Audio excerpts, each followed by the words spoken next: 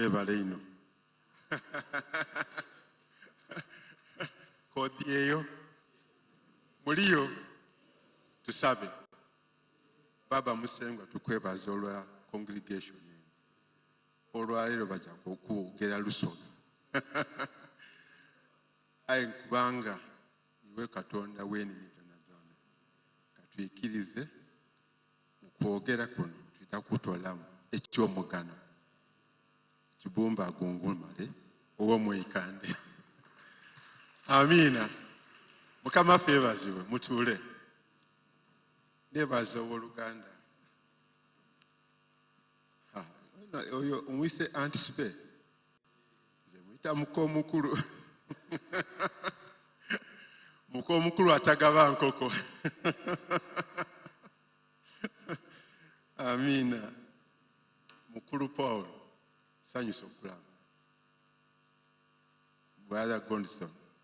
Sanyusa okumpa akaseera kano. Abantu bano mpoza mulimu n'abalala besinalaba. Naye kirabika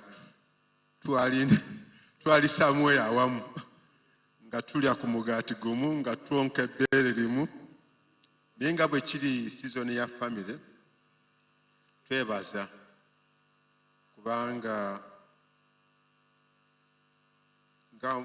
ng'omusumba w'agambye is a challenge. Waliwo okusoomoozebwa mu family.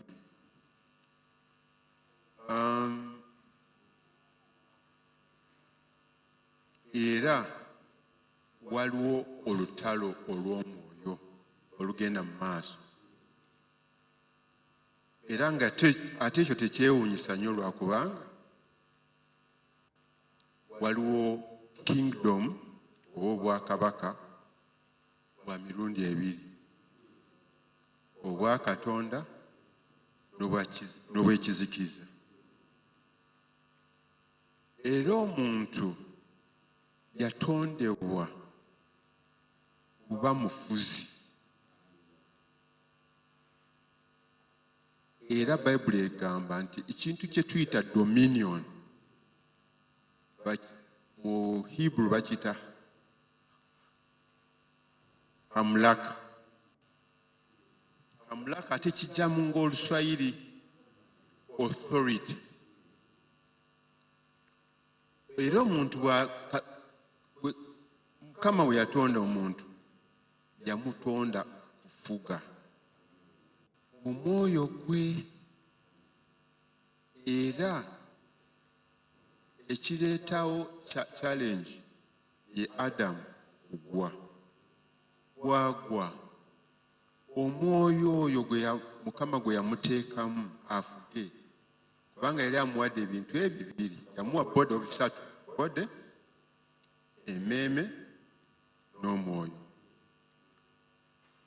The soul yali emuyamba kuyingira mu bintu bya nacho, ebintu bya buliwo, kutegeera. Naye nga the spirit yali efuganga ekolagana ne Katonda direct. Kati newabeerawo okuwaanyisibwa okwo, kati awo olutalo we luva. Yensonga tukiyita spiritual war, spiritual warfare. Kubanga omuntu yalina kufuga ng'ali directly aligned ku Katonda.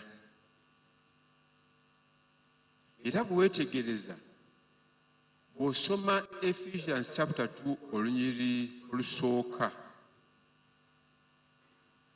nabadde nsabye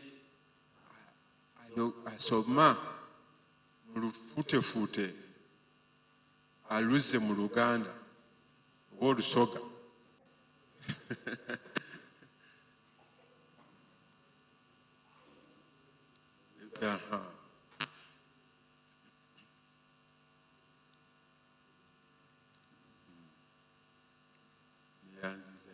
Mukulu Emma neyanziza.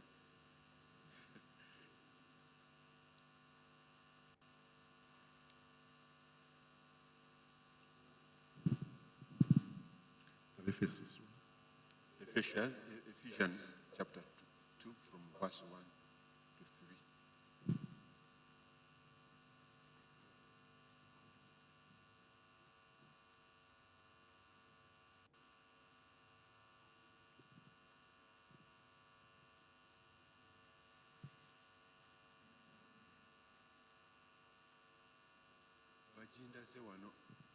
Okay. Abefeso essula 2 osooka nti era nammwe yabazuukiza bwe mwali nga mufiiridde byonoono n'ebibi byammwe bye mwatambulirangamu edda ng'emirembe gy'ensi eno bwe giri okugobereranga omukulu w'obuyinza obw'omu bbanga mu mwoyo ogukoza kaakano mu baana abatawulira. Olunyiri olwokusatu. Era naffe ffenna be twatambulirangamu edda mu kwegomba kw'omubiri gwaffe nga tukolanga omubiri n'ebirowoozo bye byagala ne tubeeranga olw'obuzaaliranwa abaana b'obusungu nga n'abalala. Naye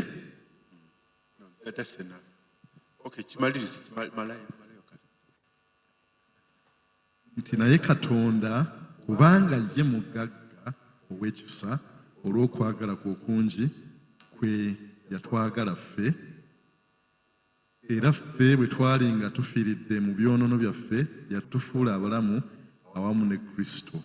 Mwalokoka lwa kisa. Amiina.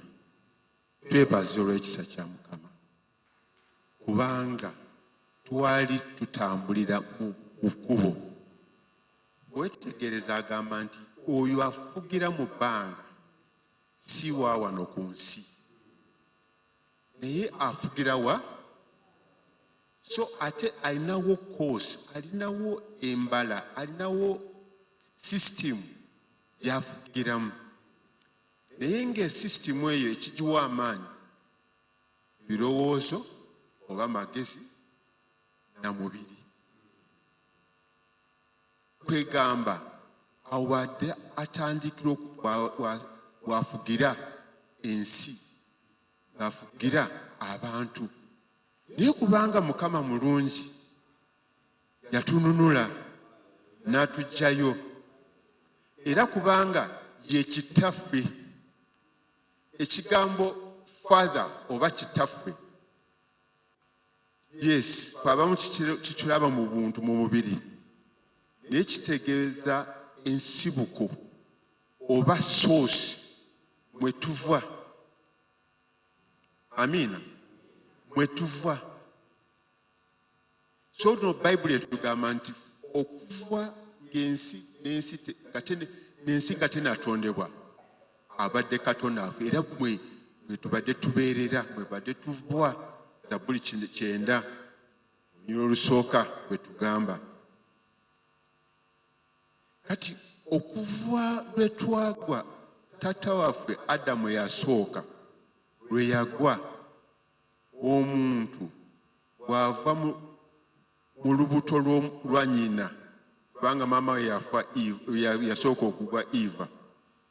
Bayibuli egamba Genesis 3:16 ayogera ku kigambo womb of grief ne sorrow. Ayogera ebigambo ebyo sorrow emirundi ebiri.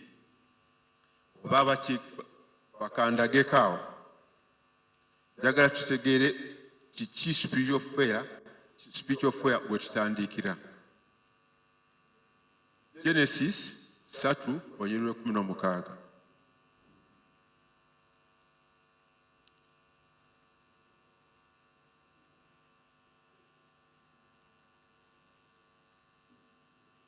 Okuva essula 3 olunyiri lwa 16. Olubereberye Genesis. Olubereberye essula 3 olunyiri lwa 16. N'agamba omukazi nti n'akwongerangako obulumi bwo n'okubeerangako olubuto, mu bulumi mw'onoozaaliranga abaana, n'okwegomba kwo kunaabanga eri omusajja wo, naye anaakufuganga. Amina. Bulumi emirundi eki.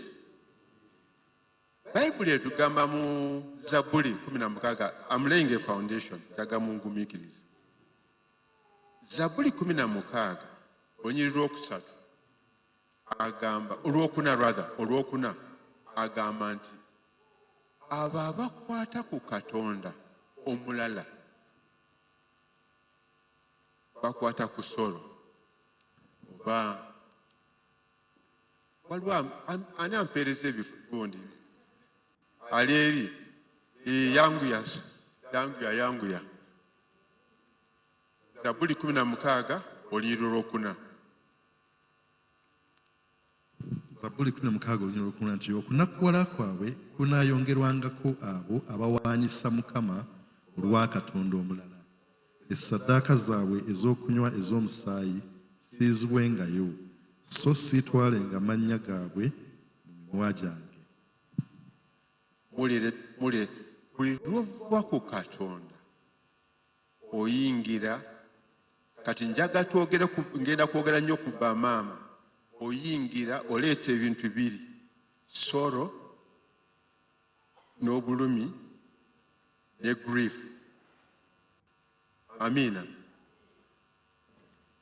Kati eyo tulaba bantu bamaama abakyala, naye n'eggwanga, amawanga bagayita, amawanga ensi ezisinga, abantu abasinga ensi zaabwe baziyita ki?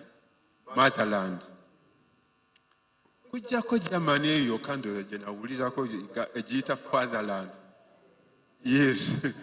Germany yokka gye naye ezisinga tugiyita ki? Motherland. Kati omusumba yabadde agambye nti onookozesa oluzungu nkufunira anakuvunula, naye nze n'ensonga lwaki, kubanga njagala tutegeere Uganda eno bwe tuli. Bw'otunulira gundi coat of arms eya Uganda erimu amafumu aga, mukyetegerezanga. Effumu erimu liri ku ttaka lya Busoga, neriyingira wa? E Buganda. Effumu eddala liri ku ttaka lya Buganda, neriyisonga mu ki? Wansi waalyo wagundi eyo waliwo Lake Victoria n'omugga Nile. Era wansi awo ojja kulabawo emwanyi, pamba, oba n'ente, oba naki n'ebirala. Kitegeeza bugagga naki. Mukyetegereza. Kati mu spiritually, Buganda nsajja, effumu liri eri. Busoga ye maama spiritually. Amina. Era bwe baba bayimba nti Busoga n'enena ya Uganda. Kati lwaki nkijjayo bwentyo? Kubanga njagala tutegeere spiritual warfare mu family.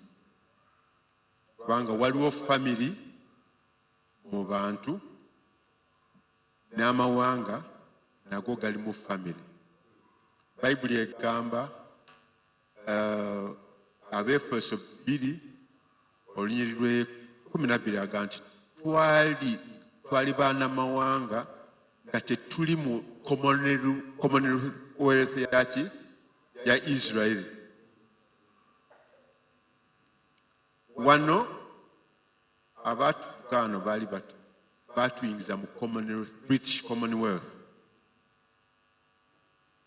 Naye kye baasooka okutwala ttaka mayiro 9, era bwe batandika okupima maapu ya Buganda bagitandikira gundi Jinja across, era waliwo eka 2 Matongole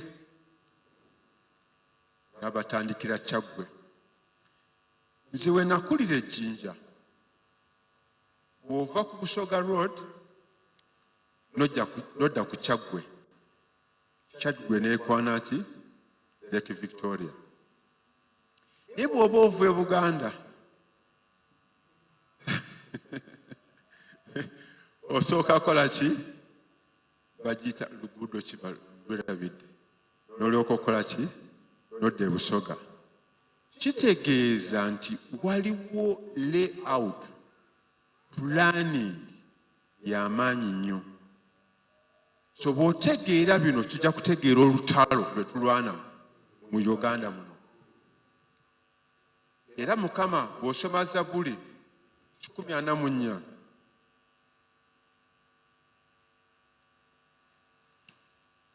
Katusooke 27 Olunyiriri lwokusatu.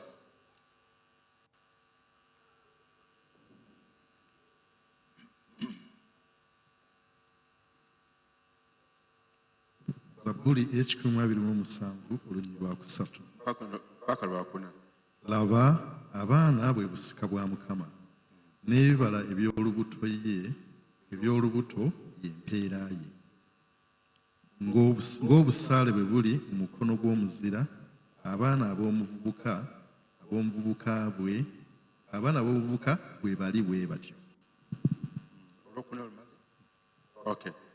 Naye waliwo kye mbadde njagala otuuke nti bajja kukola ku contendinga n'omulabe ku miryango. Lwakutaano. Nti alina omukisa omuntu omufuko gwe bwe gujjula abo tebaakwatibwenga nsonyi bwe banaayogereranga n'abalabe baabwe mu mulyango. Amiina. Bano Oluganda lugambye kwogera. Bakabanga kaboozi. Si kaboozi. Luba lutalo ku miryango. Amiina. Kuwankaaki.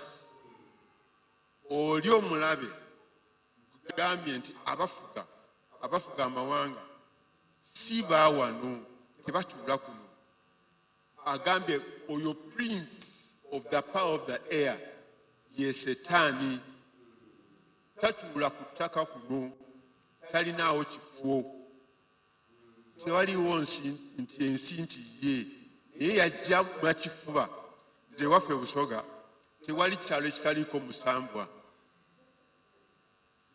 Oluusi govaawa sagana kukyogera kubanga bwe nkyogera Zabbuli etumanya Exodus etugamba 23:13 nti egyo emyoto mugyogera nga tegiyita na mukama kammwe. Amiina. Kati bw'ogamba nti nva gundi nva lubowa. Amiina. So olutalo lutandikira. Neebaza nti Mukama atadde ku kanisa eno desire ey'okunyweza n'okusomesa spiritual warfare. Teri mirembe leka bino bye tuyimba eri ewaffe eri mu bukanisa bwaffe. Setaani si muniino. Amiina. Is war. Ate kati n'enkola endala eseewo atambudde mu sitayiro endala. So kwe kiraba nti ever since omwana bw'azaalibwa aba avudde mu mirembe. Kyasooka kukaaba ng'omugye mu mirembe gye. Amiina. So tulaba nti Bayibuli etulaga nti Mukama era bw'osoma Zabbuli 144 agamba nti ya training yatuwa yatusobozesa ya training emikono gyaffe tuwo okola entalo. Amiina. So bwe tudda kubanga Bayibuli etugamba ffe kanisa ffe abaana tuli abali mu Yesu. Bw'osoma Galatians Abagalatiyo essula eyokusatu olunyiriri lwa 29 bayibuli egamba nti ffe abali mu Yesu ffe baana baani ba Aburahamu. Amiina. Kati ye Aburahamu lwaki simuyita taata waffe? Kubanga ye yalimu ekisuubizo. Mukama Katonda amuyitayo. Bw'ova kuba Adamu ng'amaze ogwa ne tusangayo abasajja abalala b'amaanyi nga Noowa. Waliwo n'abalala nga Enoka. Bayibuli etugamba nti yatambula ne Katonda mpaka n'agibwawo ku nsi. Ye teyalaba kufa. Nga nze ndowooza nti yali perfect walk. Ye yatuukirira n'atalaba ku ki na kufa. Naye ate bw'ogenda bw'oyeyongerayo ajja n'alondamu omusajja gwe bayita Abraham oba Aburamu n'amuyita n'agamba nti muggwe bwe naaweeranga amawanga gonna blessing. Jjukira ng'ekikolimo kimaze okukola ki? Okuluma. N'agamba nti bwe naawanga blessing n'amawanga gonna gafune ki? Blessing n'emikisa. Ayitayo famire eyo agiyitawa? Agiyita mu kifo awatudde obusamize, awatudde buki. Ye amuyita, amuwa obulokozi, amugjayo. Amiina. Amuyita mu bulokozi. Eyo tutandika okulaba embala y'obulokozi, enteekateeka oba pulaani ya Katonda ey'obulokozi. Atandikira ku famire. Baali basamize, baali tebamanyi Katonda, naye ajjayo omuntu oyo Aburahamu n'amuleeta. Amiina.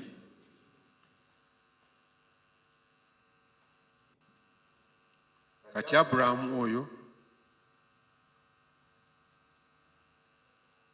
tugambye nti n'atandika, bwe tugenda mu lubereberye 14, naye nga tetunatuuka 14, amulaga ensi. Amulaga ensi nti eyo ensi. Bayibuli etugamba mu lubereberye essula 12 okuva ku lunyiriri lwokusatu mpaka ku lw'omusanvu nti ensi eyo gye yamulaga yalimu Abakanani. Amiina. Tuyimba ffenna tugenda wa? Tugenda Kanani. Naye nga Kanani eyo yasooka okukolamu omulimu okugirokola yali ani? Taata waffe Aburahamu. Bw'amuyita, Bayibuli etugamba nti yatambula n'atuuka ku muti gwe bayita ogwa Mamre. N'amugamba nti bw'amuweera promise nti owaaye muggwe nja kubuleesinga era n'amawanga gonna gonna gagenda kubeera mu blessed through you. Bayibuli negamba n'atambula. Okutambula okwo kwalikola spiritual mapping. Yali akola ki? Wano waliwo essawo. Wano waliwo kifo waliwo bbaala. Wano bajjamu embuto. Wano we battira abantu wano. Yali akola spiritual mapping. N'agamba naye ekyoto ekifugaano kye kiriwa? Ekyoto ekikulu wano kye kiriwa? Amiina. Wano mu Buganda ojja kusanga nti buli kika kirina ekiggwa, kirina obutaka. Naye ate Namulondo naye ebyoto byayo 9 ebiwanirira Namulondo. Sijja kugendayo nyeeni. Amiina. Amiina. kwe kutuuka ku linnyo lw'omukaaga n'olw'omusanvu njagala okinsomere kubanga kirabika bangi tetulina bayibuli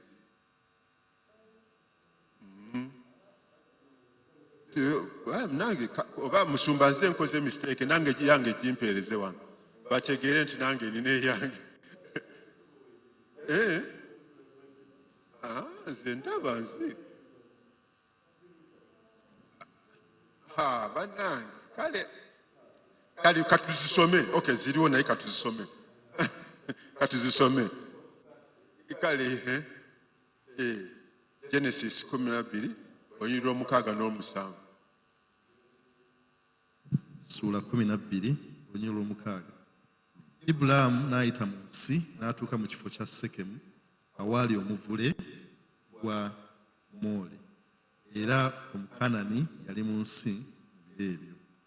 Mukama n'alabikira Ibulaamu n'ayogera nti, ezzadde lyo ndiriwa ensi eno, n'azimbira eyo ekyoto eri Mukama ekyamulabikira. Omaze nti yatambula mu nsi, bw'atambula mu nsi n'atuuka ku muti. Sigambye nakayima muyinza okunvunaana nti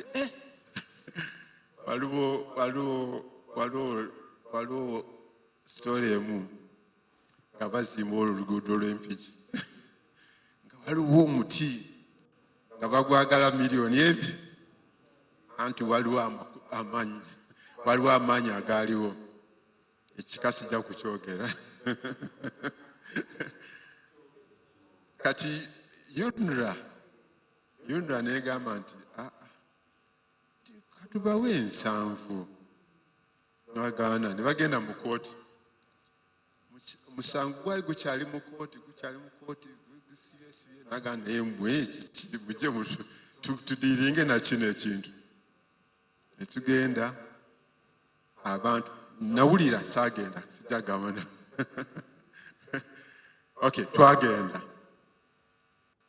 ne tudiiringa n'omuti ne gugwa. Amiina. Kati bagenda okudda engulu nti mutweze mutuwa ate n'ekooti eri negamba nti tibe musango tugugobye. Amiina. Temujja kukola ki? Temujja kufuna. So Abraham n'atuuka ku muti ogwo awali bw'osoma Judges 9:37 egwogerako era egamba nti omuti oguli wakati w'ensi ati tulaba abantu abavaayo bo baguyita soothsayers tree. Amiina. Basoothsayer be balwa be balaguzi babaki oba bamantu balaguzi. Kati waliwo omuti ogwo wali musema wakati w'ensi ero kati Aburahamu bwagutuukako n'azimba. Mukama we yamulabikira n'azimbawo ekyoto. Dakiika eyo ownership obwa bwannannyini bwakyuka. Ekyoto awaliwo kyawo abamu tubiyita kubo lya musambwa, abamu bagita poto oba mulyango. Amiina. Kati omulyango ogwo kuva Adamu we yagwa Setaani n'ateekawo omusambwa gwe oba amaanyi ge. Kati Abraham bamuwadde nti ensi yo ng'alina okudiiringa nakyo. Amiina. Ng'alina okimenya. So n'akimenya n'ayingira mu ownership yaki y'ettaka eryo n'ekifo ekyo. Amiina. Kati ffe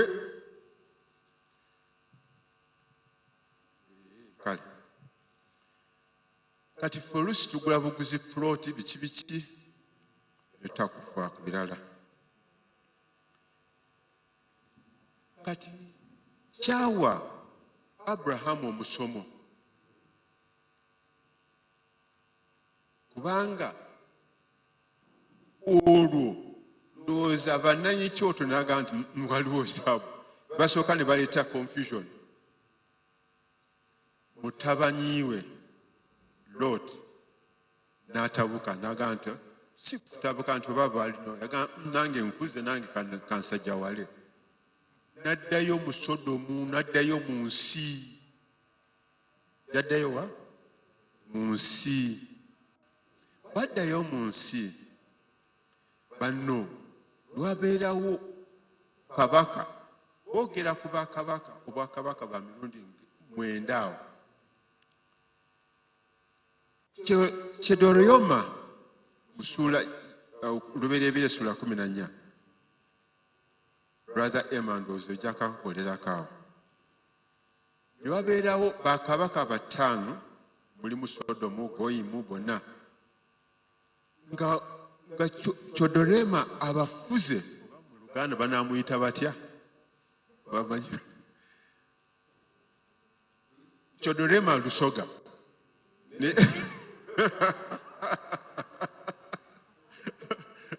naye mu Luganda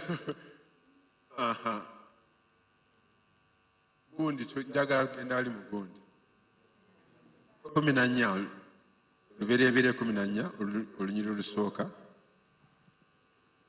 nti awo mu mirembe gya Amulafeeri kabaka w'e Sinaali, Aliyoki kabaka wa Erasali, Kadolomeri kabaka wa Kadolomeri nkugambye Chedorlaomer mu Lusoga naye kati Oluganda bakuwadde ne Jatidaali kabaka w'e Goyiyimu, ne balwana ne Beera kabaka wa Sodoma, ne Birusa kabaka wa Gomora, Sinaabu kabaka wa Aduma, ne Semebeeri kabaka wa Zeboyimu, ne kabaka wa Beera ye Zuwaali. Abo bonna ne beegattira mu kiwonvu Sidimu, eyo y'ennyanja ey'omunnyo. Ne baweereza Kedolomeri emyaka 12, ne mu mwaka ogw'e13 ne bajeema. Olwokutaano. Ne mu mwaka ogw'e14 Kedolomeri n'ajja ne bakabaka abaali awamu naye ne bakubira Abaleefa mu Kaustolisikulamaimu, n'Abazuzi mu Kaamu, n'ab'emu Sevekiriyasimu. Ne bakola n'Abakooli ku lusozi lwabwe Seyiri, ne babagoba okutuusa Erupalaani ekiri okumpi n'eddungu. Ne baddayo ne batuuka e Numisapaati e Kadesi, ne bakuba ensi yonna eya Abamereki era n'ey'Abamooli abaatuula mu Kazazonutamaali. Ne wataba ne olwo Lusoga Luganda olwo ne watabaala kabaka ow'e Sodoma, ne kabaka ow'e Gomora, ne kabaka w'e Aduma, ne kabaka w'e Zeboyimu, ne kabaka ow'e Beera ye Zowaali. Ne bategeka olutalo okulwanira nabo mu kiwonvu Sidimu, okulwana ne Kedolomeri kabaka wa Eramu, ne Tidaali kabaka wa Goyiyimu, ne Amulafeeri kabaka w'e Sinaali, ne Aliyoki kabaka wa Erasali, bakabaka 4 nga balwana n'abataano.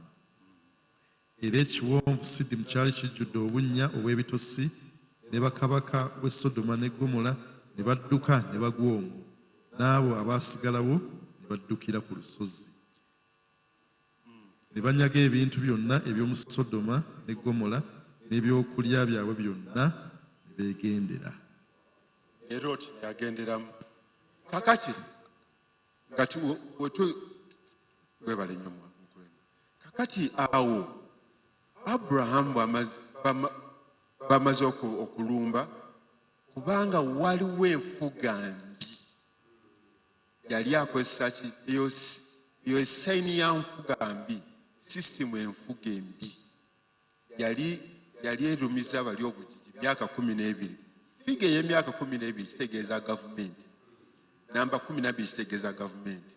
Kino kijjayo gavumenti. Kati gavumenti eyo teyawa abantu mirembe, teyawa abantu kiki, yali bayisa bubi. ono bwe byagezaako okwekalakaasa n'ayimbula egye n'abasanyawo. Naye ate mu kubawamba, mu kubakuba ne Loti gundi Chedoroma n'ajja n'abakuba n'anyagiramu ne Loti. Mutabanyi wa Abrahamu. Kati Abrahamu olw'okununulayo mutabanyi we yayimbula amagye n'akuba oyo n'amagye 318 n'akuba amagye ame ne bakabaka bana. Amiina. Eyo lesson gye tufuna okuva ku taata waffe nti yalina okutraininga era neyebaza wano nti waliwo training ya spiritual warfare. Tusobole okuyitegeera nti waliwo ebintu complaining, groaning tebijja kukola ki kutuyamba, nti naye waliwo kabaka Katonda waffe ayagala okutununula naye ajja kwetaaga abantu nga bategeera spiritual warfare. Amiina. So eyo ye lesson gye tufunye gye tufuna mu ntalo mu spiritual warfare nti ya training abantu mu bantu be okuva mu maka ge. Naffe tuyige okutraininga abantu baffe mu ngeri ya spiritual warfare. Neebaza nnyo kanisa eno abasumba bawano okubanga bakitutte nti kikulu nnyo to preserve integrity, okunyweza peace through spiritual warfare. Era ffe abali mu maka abalina abaana twogedde nti entalo ziri mu ki. Nina mukwano gwange nga ye akola nnyo ebya counseling, ebyaki abagenda okufumbirwa abagenda okuwasibwa biki. Naye nemugamba omulundi nga muto wange ebintu bino si counseling eno, ekintu ky'obufumbo is a spiritual warfare. Abantu bano abasinga beetaaga deliverance. Ego bw'obaleeta nti ofunye omuwala ofunye omukyala omulungi alina digiri 5, olusi eyo sexual education teyinza kuvaamu bufumbo, kubanga jjukira Katonda. Bayibuli egamba nti Katonda yakola Eva n'amutwalira Adamu. Bakyaba kati ffe baana batuleetera abakyala baffe. Nze kubanga nze nkimanyi bwe tukola eri. Bayibuli egamba nti Katonda ali witness mu mbaga zaffe kubanga ayagala kuggyamu ki abaana. Kati abaana abo bw'obanga omukyala gw'ofunye, kanjogere ku musajja, omukyala gw'ofunye tali si mwana wa ng'aliko obusumba nga yeefiga amutendese mu bya Katonda, oyinza okusanga nti waliwo something else. Era onakwogera na Katonda oyo mu kuyita mu musumba n'alyoka mukuwa. Naye abasinga tujja tukansolinga tumiitinga eyo bakyaba ne tuleeta okukola kiti so nga tetwandibadde tuyita mu musumba ono n'atuwa guidance. Amiina. Kale sijja kwogera birala bingi. So family tulina okukola ki okuyiga okutraininga abantu baffe mu kuyingira mu ndagaano mu nsi y'omwoyo n'okuba abawanguzi. Era nga nakyo kiraga nti tulina okurelayinga twesige Katonda kubanga yalina abasajja 318 bali baali bakabaka banna oluza balina amagye genkanawa baali bangi. Amiina. Kiringa Gideon gitwala amagye n'aleeta emitwalo 3 tekijja kunkolera n'ajjamu 13 leeta 3. Amiina. Mukama bye yamukkiriza. Lusi mulimu se essomo ddala bw'onooleeta namba ennene ojja kulowooza nti gwe owangudde. Ekitiibwa n'okijja mu kiki n'okijja ku Katonda. Amiina. Ndowooza bwe kaseereramu temutya kagenze busoga naye tofaayo. Kasa tutegeera. Amiina. Amiina.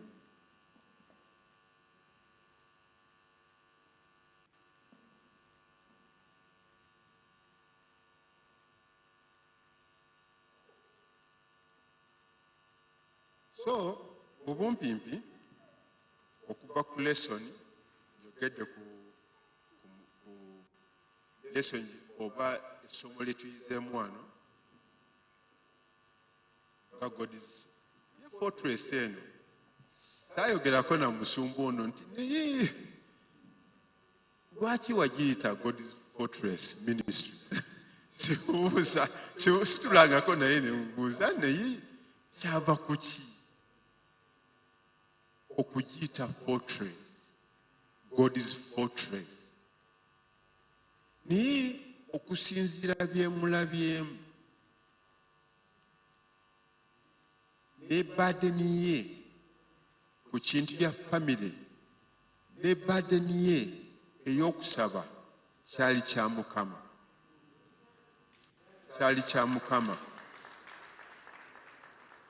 Kubanga ffe tulina fortresses ez'ensi z'otayinza. Kubanga fortress eno nga bwe ngambye nti Katonda yatutraininga mu ntalo okulwana entalo. Yeyanziza mukulu Emma Kayimba ako nti oyo atulwanira entalo zaffe. Amiina. Era yatutraininga, yatu-equipinga. Fortress ebeera ku lusozi. Olusozi olwo si kyangu nnyo olutuukirira. Amiina. Naye si kwekeeka bwekwesi. Mubamu surprise. Obugabirizi bubaamu. Mubeeramu n'okutendekebwa. Osinziire eyo okole ki? Owangule. Amiina. Era bwe twetegereza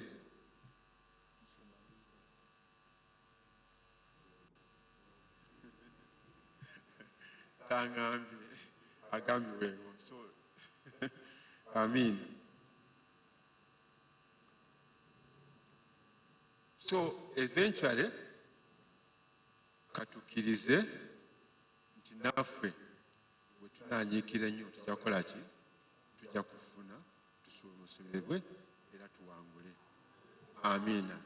Mukama abawe omukisa.